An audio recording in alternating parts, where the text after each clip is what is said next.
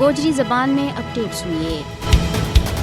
نئی دہلی کی بندہ میں ضمانت ہاٹ جیل میں غیر قانونی طور پر نظر بند حریت رہنما اور جموں کشمیر لبریشن فرنٹ کو چیئرمین محمد یاسین ملک نے مقبوضہ کشمیر میں مودی حکومت کا غیر قانونی اقدامات کے خلاف آواز چاؤن کی وجہ دے سزا دیتی جا رہی ہے۔ یاسین ملک ایک نڈر اور بے باک رہنما ہے جڑا ہمیشہ تے ہی بھارتی حکمرانوں کی اکھاں کے بچ کنڈا کی طرح چپتا رہا ہے۔ یاسین ملک نہ بدنام میں زمانہ بھارتی ایجنسی NIA کا طرف سے دائر کیا گیا ایک جھوٹا مقدمہ میں مجرم قرار دیتا گیا ہے اور ان کو حالیہ ٹرائل مودی حکومت کا کیون کے اوپر سیاسی انتقام گیری گوئی حصہ ہے۔ یاسین ملک کی کارالی مشال ملک نے بھارتی جیل میں اپنا کارالا کا عدالتی قتل کو خدشہ کو بھی اظہار کیا ہے کیونکہ وہ جدوجہد آزادی کشمیر کی علامت ہیں، جبکہ تنازع کشمیر پر نظر رکھنے والا سیاسی ماہرین بھی اس خدشہ کو اظہار کر چکے ہیں کہ بھارتی حکام جموں کشمیر پر بھارت کا ناجائز قبضہ نہ چیلنج کرنے کی سزا دینے کے واسطے یاسین ملک نہ